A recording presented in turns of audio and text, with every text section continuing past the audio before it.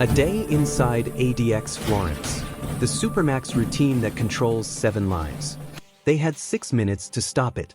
The tray slot was still open. The red indicator light above the cell door was blinking when it shouldn't have been. Inside America's most secure prison, nothing blinked by accident. Every movement, every second, every exchange was supposed to be accounted for.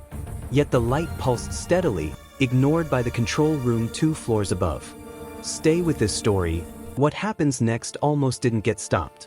The inmate stood motionless inside the concrete cell, hands at his sides, eyes fixed on the narrow opening where his breakfast tray had been delivered. He hadn't touched the food. He hadn't stepped forward. He was waiting. On the other side of the reinforced door, the prison's morning routine continued as scheduled. Meal distribution, camera checks, log confirmations. Nothing flagged as urgent. Nothing required intervention, except the light. In this prison, warnings rarely came as shouts or alarms. They came as deviations. A pause where there shouldn't be one. A pattern breaking quietly. A rule bent just enough to test whether anyone was paying attention. The inmate's name was already familiar to staff, though not for the reasons that usually drew attention. He wasn't violent. He didn't file complaints. He didn't cause disruptions. His record showed compliance bordering on invisibility. That invisibility was the problem. At 6:14 a.m., the food slot should have closed automatically. It didn't. The system registered no error. The tray remained accessible, the opening still unlocked. 6 minutes was more than enough time for something to go wrong. The officer assigned to the unit noticed the light during a routine walk-by. He slowed, checked the panel, and frowned. The screen showed green across every category. No alerts. No faults. No reason to stop. He hesitated anyway. Inside the cell, the inmate finally moved. One step forward. Then another. Slow. Deliberate. Not toward the tray, toward the door itself. The officer tapped his radio, reporting a possible sensor delay. The response was immediate and dismissive. The system had just been updated overnight. False indicators were expected. He was told to continue his round. This wasn't the first warning that had been brushed aside that morning. Earlier, during count verification, one camera feed had briefly frozen for less than a second. Not long enough to trigger an alert. Not long enough for anyone to log it. Just long enough to be missed. In a prison designed to eliminate uncertainty, small uncertainties were treated as harmless noise. The inmate stopped inches from the door. He looked up, directly into the camera mounted above the slot. His expression didn't change. No panic. No urgency. Just awareness. He knew something the system didn't. When breakfast distribution ended, the control room marked the unit as cleared. Trays collected. Slot sealed. Doors secure. But in this cell, the tray was still inside. The officer returned, slower this time. He checked the panel again. The light had stopped blinking. Everything appeared normal. He reached for the manual override, intending to reset the slot and move on. That was when the inmate spoke. Just one sentence. Precise. If you close that, he said, you'll miss it. The officer paused. In a place where inmates were discouraged from speaking unless spoken to, the words carried weight. Not because they were threatening, because they weren't. There was no desperation in his voice. No attempt to bargain. It sounded like a warning. The officer asked what he meant. The inmate didn't answer. He stepped back, returned to the center of the cell, and waited. Protocol demanded the slot be closed. Protocol demanded the interaction be logged and forgotten. Protocol demanded efficiency. Instead, the officer requested a supervisor. The request irritated the control room. The morning schedule was already tight. The prison ran on timing. Delays created paperwork. Paperwork created questions. The supervisor arrived and reviewed the logs. No errors. No anomalies. No reason to escalate. The inmate's record showed nothing that justified special attention. Close it, the supervisor said. The officer hesitated again. He had worked in this prison long enough to recognize patterns. Inmates didn't issue warnings without reason. They didn't disrupt routine unless the routine mattered to them. He asked for permission to review the overnight system logs. Just the last hour. Just to be sure. The supervisor agreed, reluctantly. In the control room, the logs loaded slowly. Lines of time-stamped entries scrolled down the screen. Door cycles. Camera sweeps. Tray deliveries. Everything appeared in order. Until one entry repeated. Not an error message. Not a failure code. Just a duplicate confirmation. The same door status recorded twice within the same second. It shouldn't have been possible. The technician chalked it up to a sync issue. The update had caused minor glitches across multiple facilities. Nothing to worry about. But then they noticed the timestamps didn't match the physical sequence of events. The system claimed the door had been secured before the tray was delivered, which meant the system believed the door had never been open at all. The inmate had known. Back at the cell, the supervisor ordered the slot closed anyway.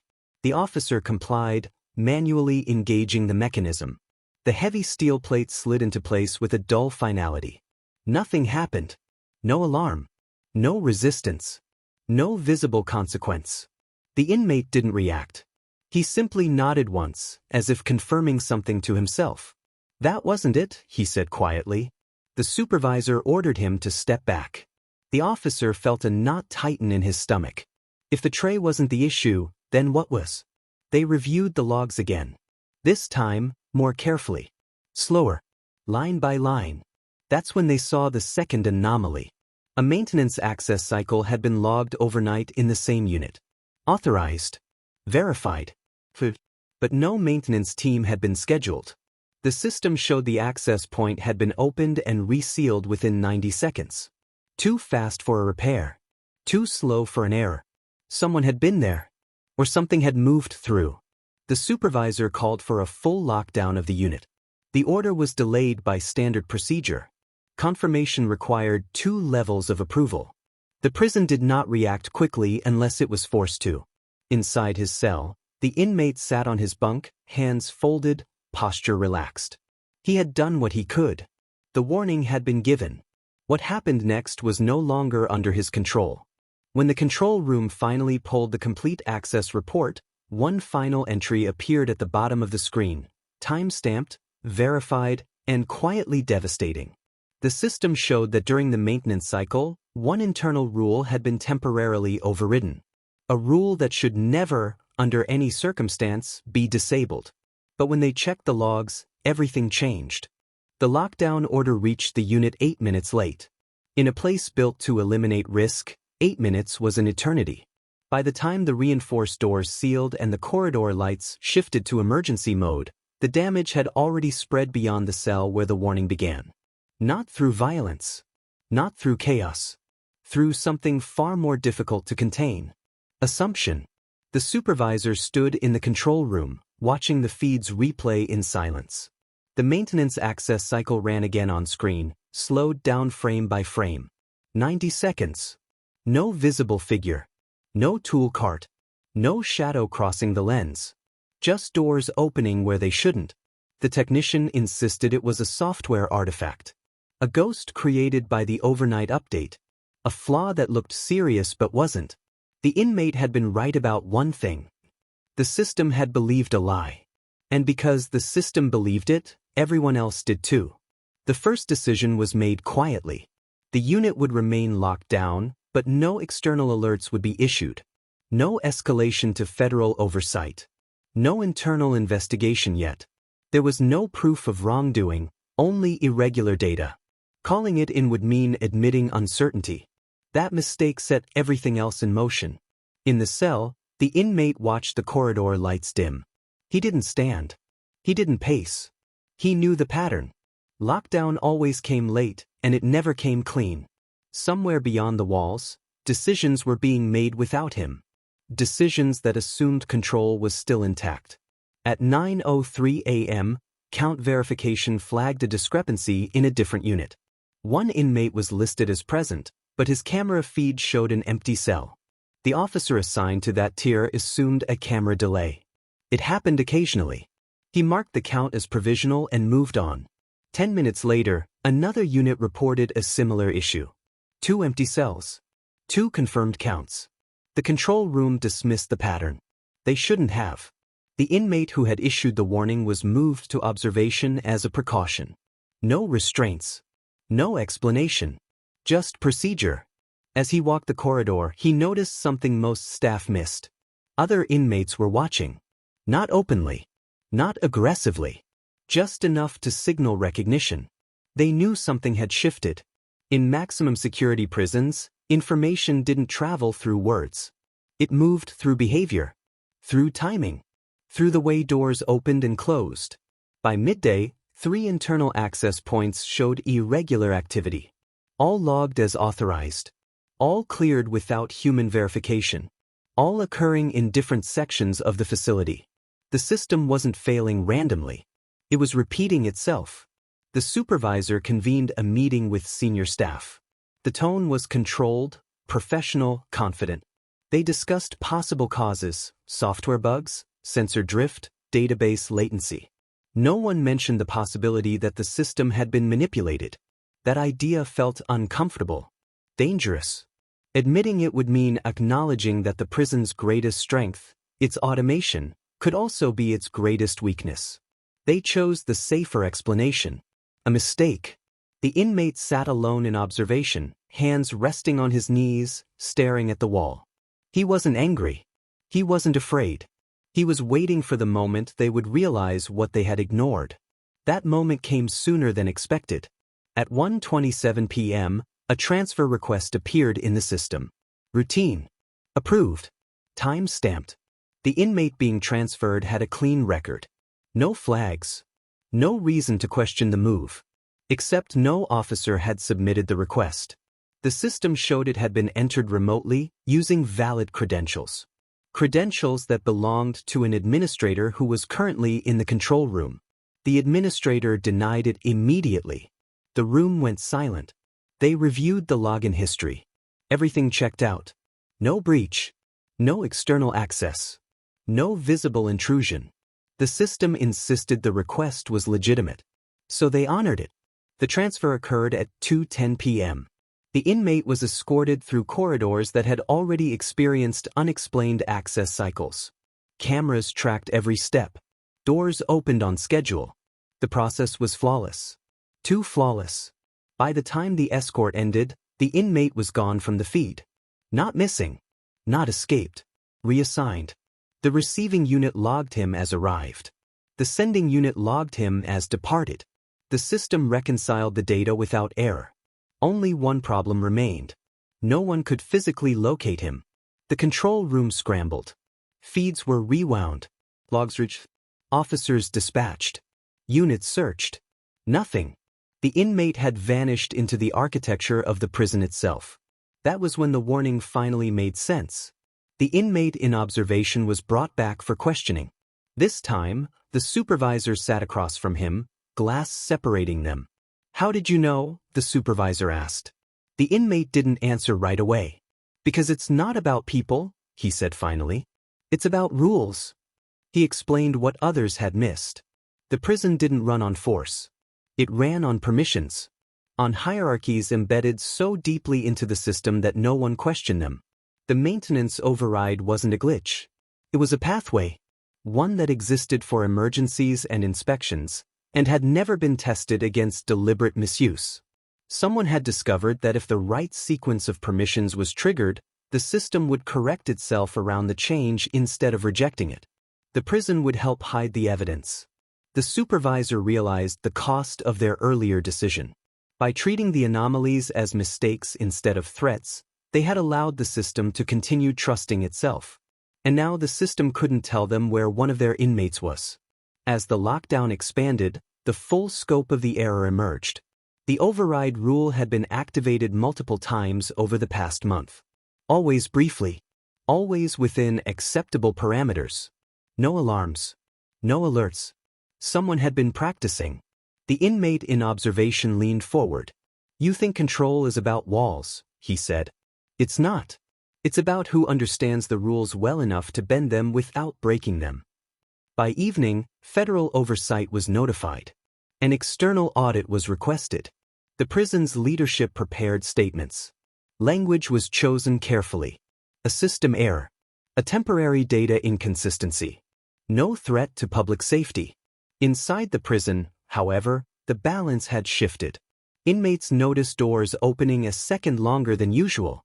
Cameras lagging for a heartbeat. Transfers happening without explanation. Small things. Enough to change behavior.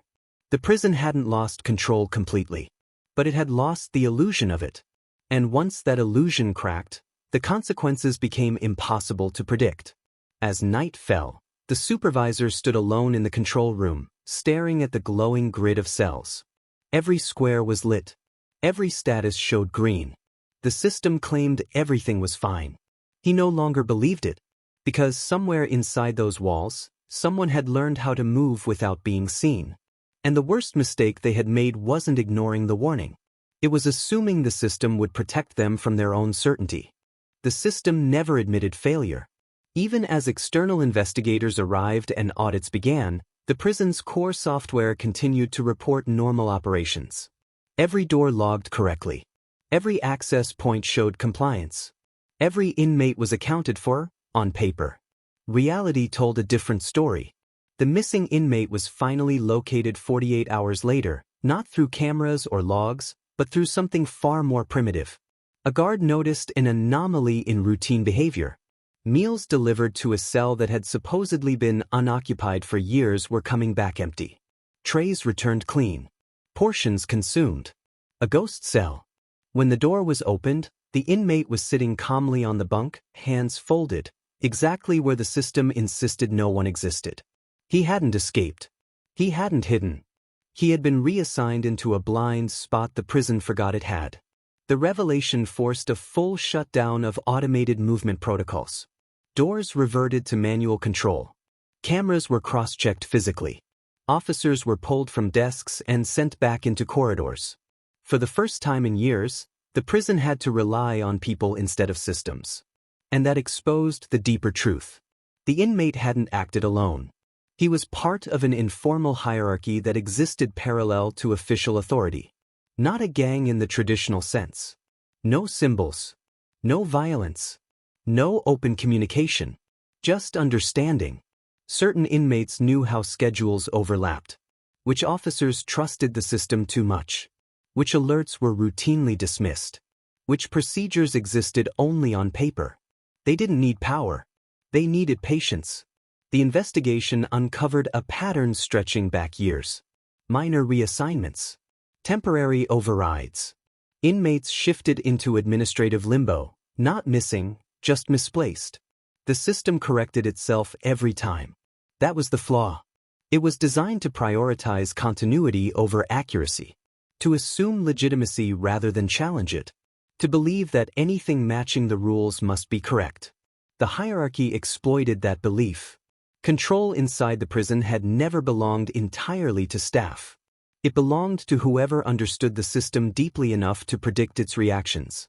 The inmate who issued the original warning was returned to his cell. No punishment. No acknowledgement. The prison couldn't afford to escalate. He had proven something dangerous. That authority wasn't enforced by walls or cameras. It was enforced by knowledge. In the weeks that followed, procedures changed. Manual checks increased. Access permissions were rewritten. Layers of oversight were added. On paper, the prison was more secure than ever. But among the inmates, something irreversible had happened. They had seen the system hesitate. They had seen it correct around a lie. They had seen that survival didn't always depend on strength, only on understanding the hierarchy that truly mattered. The prison regained control. But it never regained certainty. And that was the lasting damage. Because once people learn how power really moves, they never forget it. This could happen again. If this story shook you, the next one will be worse.